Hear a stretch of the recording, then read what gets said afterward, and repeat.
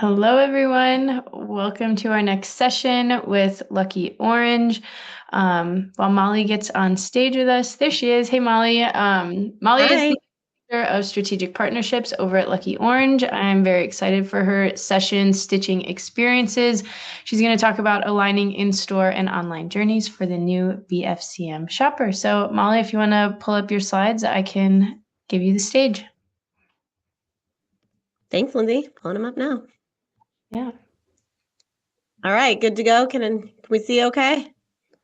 Perfect. Yep. Yeah, looks good. Awesome. Awesome. Well, thanks, Lindsay. Happy to be here today with everyone.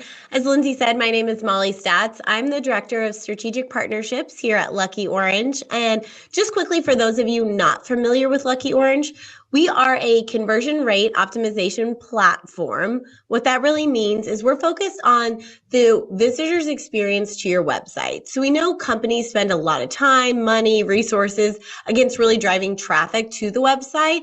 But where that falls off is really understanding the visitor's experience once they get to the website. And that's where Lucky Orange can step in. So we want your dollars of driving traffic to your website to be well spent. And once your visitors get there, we want you to understand where they're clicking, where they're scrolling, how they're engaging with your information and your content and your products on your website. So you can really optimize that path to conversion. So again, our suite of tools helps you do that. But today what I'm really excited to be talking with you about, as Lindsay alluded to, is really stitching together the experience between what visitors and shoppers are having in person and how that translates to online. And Black Friday, Cyber Monday this year was no different. We're seeing that continued return of that blend of shoppers being both physical and online. And it's up to us as e-commerce platforms to really adapt and take that hybrid approach of what people are experiencing in person and take the best of breed there and apply that to our online experience. So it's really the seamless transition between the two platforms.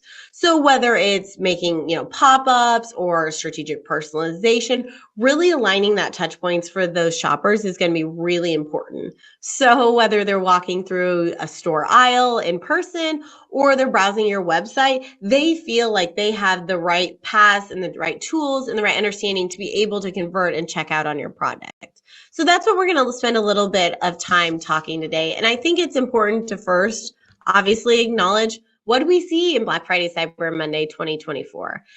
One of the things that was a big kind of prevalent theme throughout this year is shoppers were engaging with multiple different touch points before buying a product. And as you can see here, kind of this first point on the slide, they were engaging around 6 touch points before they actually made a purchase. And that may seem like a lot, but in this current world of omni-channel and where they're being, inundated with different areas, that's really not that much. And regularly engaging with over 4, that's a ton of different opportunities to either make or break a consumer for buying your product. So another thing we're also seeing is people are using what they're calling this show roaming or also web roaming. The show roaming is where they're actually going into a physical brick and mortar store, picking up a product, looking at it, and then actually going online to research more about it, but making their purchase online.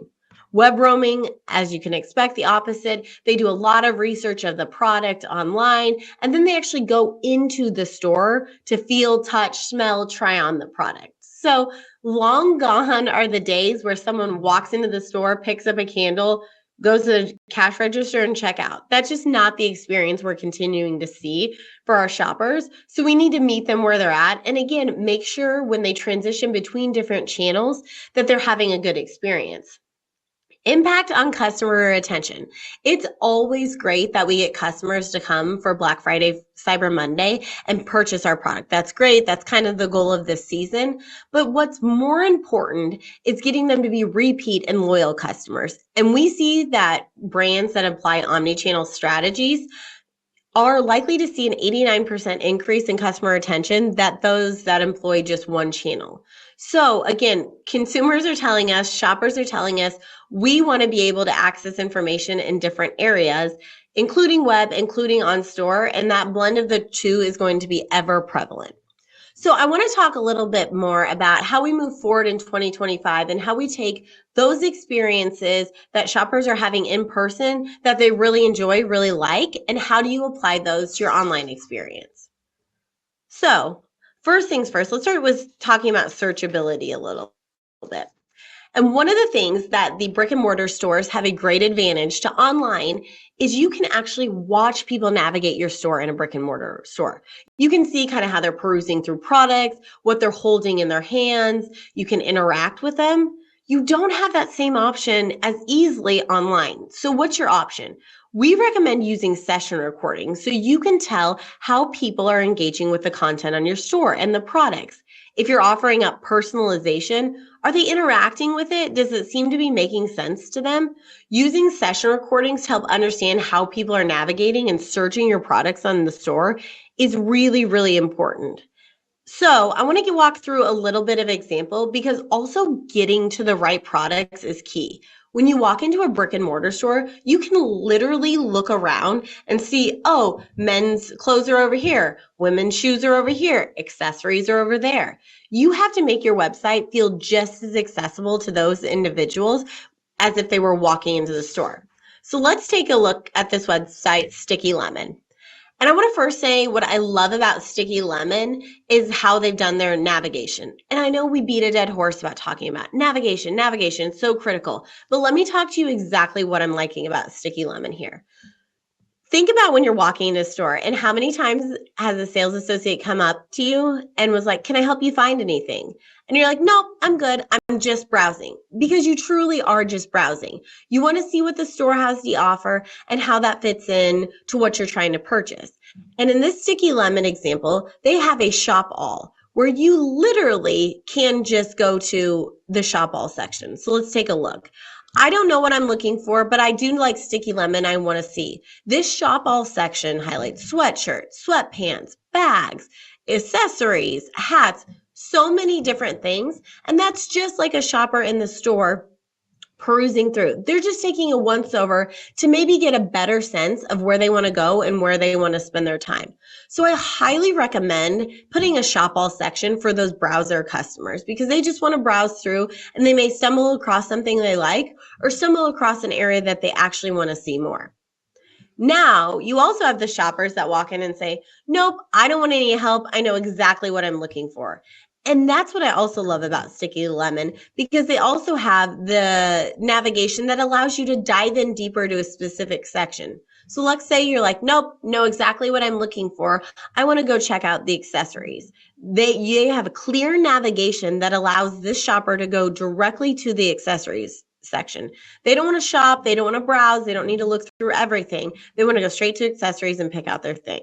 Having that balance in your navigation for the browser and the person that knows exactly what they want is really, really important, and something that you can take the lessons from a brick and mortar store and apply to your website.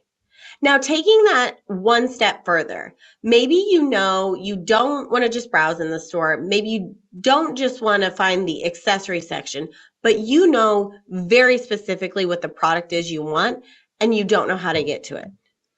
Having a search bar on Vivi et Margot, I love their search bar, and especially love this drop down that as I type in the words green pot, is actually showing pictures of it. Because if I already knew the product's name, then why wouldn't I just type in the product's name? But what I do know is I want a green pot.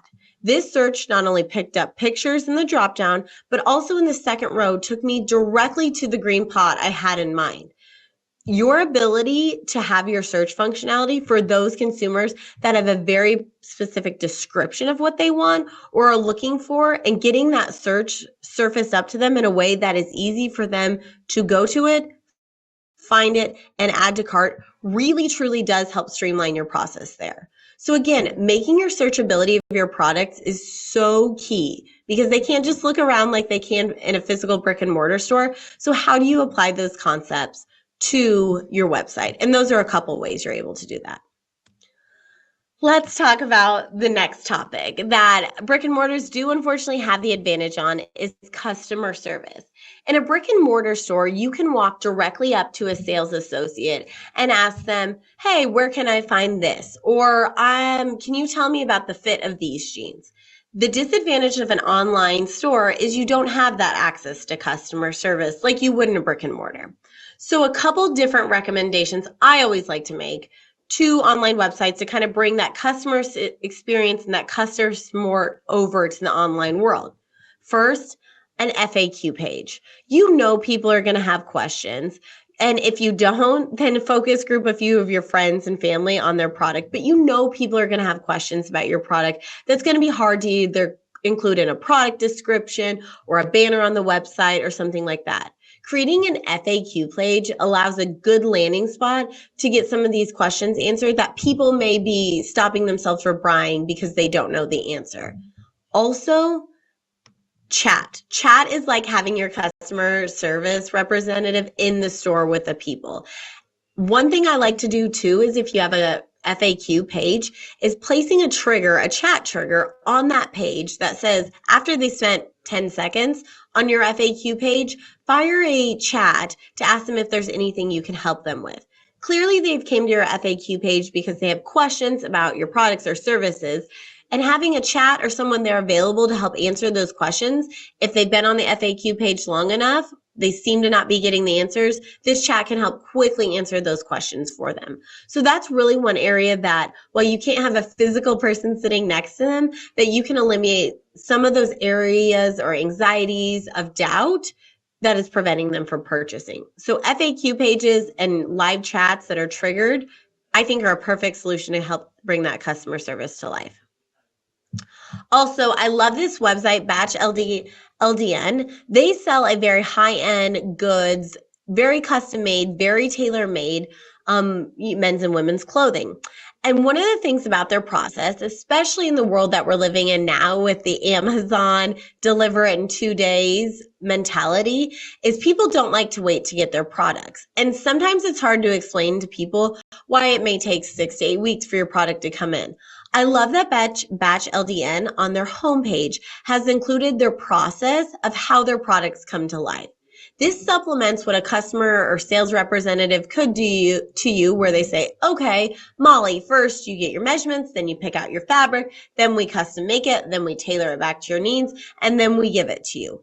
This very specifically outlines their process and alleviates the worries, anxieties, and fears that someone may have about making a high-ticket purchase item that's very customized, because they outline their process for you directly on your website. I think this is a great way, in lieu of having someone be there to actually explain the process, to address those anxieties or questions people may have right off the bat by explaining the process directly on their homepage. So take a step back. If you have a product or a service or something that would need additional explanation, think about how you can address that head on, incorporate that in your flow, again, without having that customer service person available to you. The last kind of key topic I want to talk as it relates to kind of stitching together the experience between people going into a store versus coming online is the in-store communication. Now, in your in-store, you can put up banners, you can have customer service representatives standing at the door handing you something as you walk in that says, hey, buy one, get one free today. There's a lot of ways in which you can communicate with customers inside a brick and mortar store.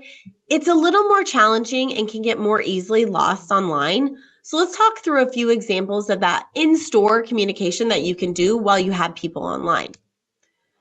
First, this website. This website sells graphic tees, hats and caps, home and office, a variety of different products. But what I like, and what you would see in a brick and mortar store, is a big banner that would potentially say this. Right persisting at the top of the page is their holiday special, which is free shipping on all orders. That persists across the page as they're looking in context of the different products that they could add to their cart. They see that, great, I get free shipping. That could help push me to convert, because again, in the world where so many retailers are offering free shipping or different things like that, the consumer's expectation is pretty high. Especially when you can go into a brick and mortar store and leave that day with your product. This free shipping banner, I think, is a great opportunity for people to entice them to buy online. You'll also notice in this lower left-hand corner that I think is a personal advantage of websites over brick and mortar store is the ability to collect an email address or information about the customer before they even purchase a product. So this is encouraging people to enter their email address and get the scoop on their next drop before anyone else. So they'd send an email follow-up when they release new products inventory, and they can also market to these people, send promo codes, discounts. So I love this communication mechanism here.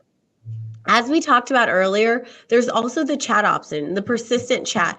People are going to have questions and they can't just turn behind them or yell across the store, "Hey, Molly, can you help me answer the question here?" Having that persistent chat as a communication mechanism, I think, is huge when it comes to optimizing the path to conversion. This is another thing, and kind of like an example I referenced earlier. When you have the sales associate standing at the door, the second you walk in, handing you a piece of paper that says, "Hey, buy one, get one for the whole store."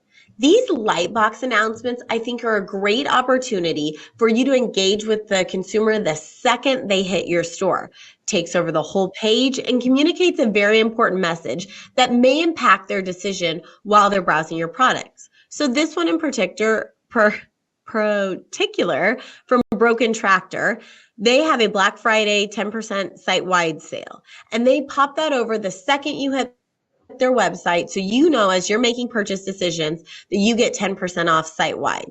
Again, there's some cautious that you have to be with these, because if you use them too frequently or with not a valuable enough message, you can obviously imagine how annoyed people could get with this. But I think a well-placed lightbox announcement that overtakes the whole page is the direct same concept of what you use in the brick and mortar store, with an associate greeting you as you walk in. Last but not least, another example that kind of blends the first two we talked about from Cooper and Brass.